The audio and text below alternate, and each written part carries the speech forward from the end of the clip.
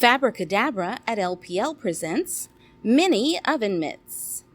Today we are going to make a pair of oven mitts that fit your thumb and fingers. These are great for getting cookie and cupcake pans out of the oven. I found this adorable tutorial on shesgotthenotion.com, which you can link to through the QR code on the screen. The materials that you will need are the template, which contains a body piece and a pocket piece, so just 2 pieces of pattern. 100% cotton or fat quarters of different colors and or patterns. You're going to need some Insulbrite lining, which can be bought at any sewing or crafting store. Insulbrite is the brand name of a material that retains both heat and cold. It can be used in oven mitts and pot holders to keep your hands from burning. You're also going to need 100% cotton batting, which is what quilters use inside their quilts. You can use fleece instead of batting if the batting is too expensive. You're also going to need thread of a coordinating color. The thread can be cotton, polyester, or a blend. Any of these are suitable for this project. And finally, you will need a yard of 100% cotton bias binding tape. You want to make sure that all of your fabric and binding tape is 100% cotton because it handles the intense heat of the oven better. You also want to make sure that the binding is cut on the bias because it sews better around curves. There are online tutorials to show you how to make your own binding tape, but I suggest only doing so when your sewing skills are at a higher level. The sewing tools you will need are a fabric pen or tailor's chalk so that you can mark where to cut your fabric, a pair of sharp scissors, large and small, or a rotary cutter, mat, and ruler, an iron. The appropriate setting for cotton is usually a high heat with steam. If you don't have a steam setting on your iron, then use a spray bottle of water to spray down the area of fabric that you're about to iron. You're also going to need fabric adhesive spray or any craft bonding spray that is temporary and is suitable for fabrics. Pins and or clips to hold fabric, batting, and lining in place for sewing. And finally, you will need a sewing machine or a hand sewing needle that is suitable for quilting. Now for a little bit of prep work. Make sure you wash and iron all of your fabric prior to starting. Next, you will cut out the pattern pieces from your template. Then mark the pattern pieces with a fabric pen or tailor's chalk, and then you're going to cut as follows. From your fabric, you're going to cut 4 body pieces and 8 pocket pieces. From the cotton batting, you're going to have 4 body pieces and 4 pocket pieces. And from the Insulbrite lining, you're just going to have 2 body pieces. This is what you will end up with. Let's start by assembling the 4 pocket pieces. Place 1 fabric piece down on your work surface with the right side facing up. That's your pattern side facing up. Place a second fabric piece on top with the right side facing down. Then you're going to take a cotton pocket piece, the cotton batting piece, and you're going to spray one side of it with adhesive. Then you're going to place it sticky side down onto the fabric pieces. Make sure when you're doing all of this that you keep each piece aligned with the one before it. You may want to use a couple of pins or clips on the rounded edges of the piece to hold them together. Now we're going to move to the sewing machine and sew a straight stitch 1/4 inch from the flat edge of the piece. Then clip the leftover seam allowance close to the seam, but not crossing it, as that would defeat the purpose of sewing the seam to begin with. Open the sewn piece and refold with the right sides showing. Then you're going to press with an iron. This is what I call a taco. It's not just me. Actually, a friend of mine called that a fabric taco when I showed it to him. So I thought it would be funny to use it in the video. Next up, sew a top stitch, which is simply a straight stitch, 1/4 inch away from the flat edge of your taco. Repeat these steps for all pocket pieces, then place your 2 tacos to the side. Next, we're going to assemble the bodies of our mitts. First, we're going to lay one fabric body piece right side down on the table. Then we're going to spray one side of a cotton batting piece with adhesive, then lay it with its sticky side down onto the fabric piece, making sure to align the 2 pieces so that they match as much as possible. Now we're going to spray one side of the Insel Bright lining with the adhesive and place its sticky side down as well. Again, we're going to spray a side of a second cotton batting piece and place its sticky side down. Now spray the other side of the batting piece you just placed down. Then place a second fabric body piece down on top of it. This creates what is called a quilt sandwich. It's just a lot like making a sandwich with the different layers. Next up, we are going to sew diagonal lines across our quilt sandwiches. Use a ruler and fabric pen or chalk to draw diagonal lines across your sandwich.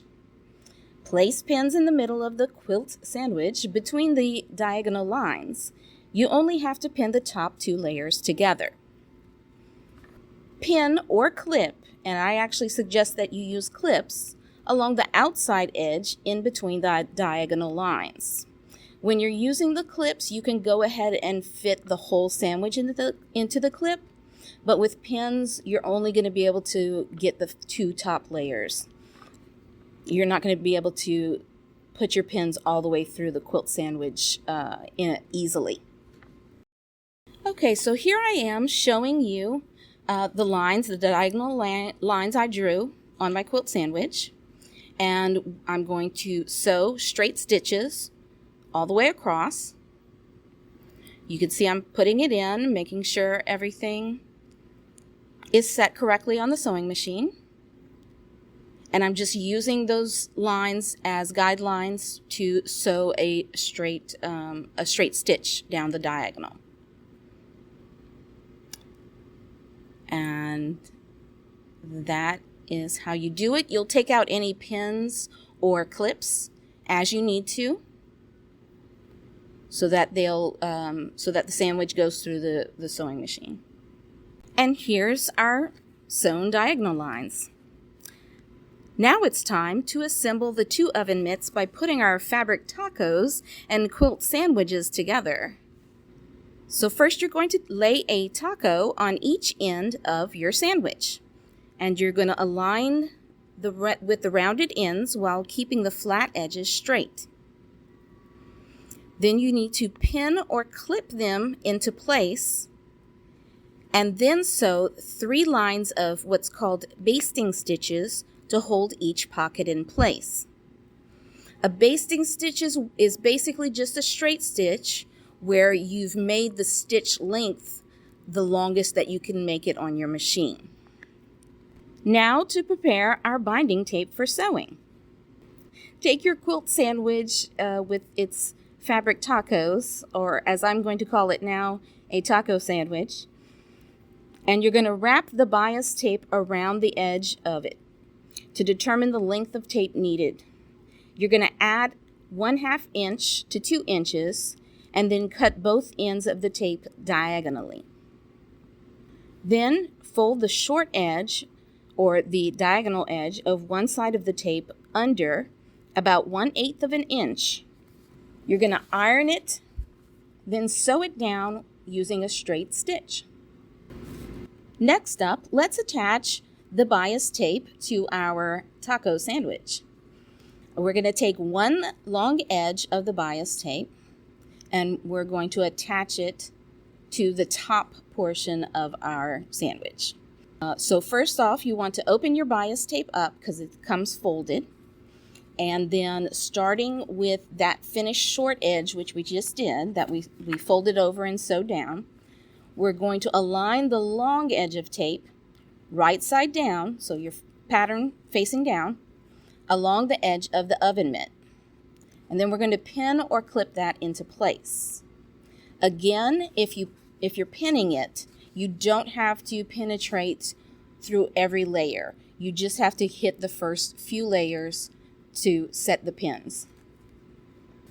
Now when we get to the to where both of the edges, the short angled edges meet, we're going to overlap them, hopefully about by a half an inch, and then you're going to pin that into place as well. You may need to remove some of your first pins and then repin that area with where it overlaps.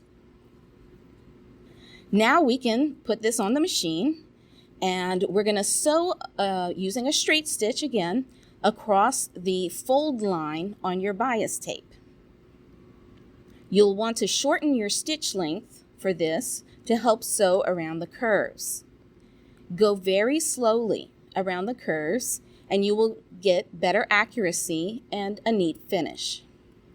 This is what yours should look like at this point. So now we want to finish putting the bias tape on our sandwich or on our mitten. We're going to fold the other long edge of the bias tape over to the other side of the taco sandwich and pin it into place. Then you're going to turn over the mitt again, and you're going to sew using a straight stitch along the very edge of the binding tape on that first side. Here is a video of me starting this process.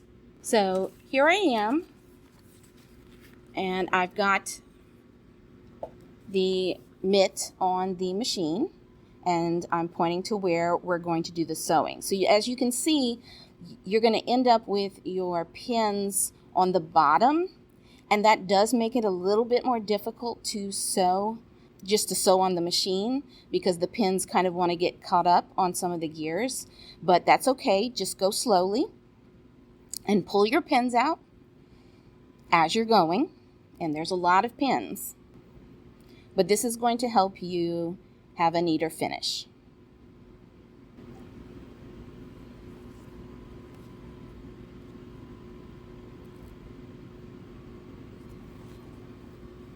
Now I did this all in one long stitch, and then afterwards I turned it over and found that there were gaps in the binding on the other side. So what I did then was I simply sewed over those gaps. As you can see here, my first attempt was pretty messy and uneven. Here is my second attempt, which is looking much better.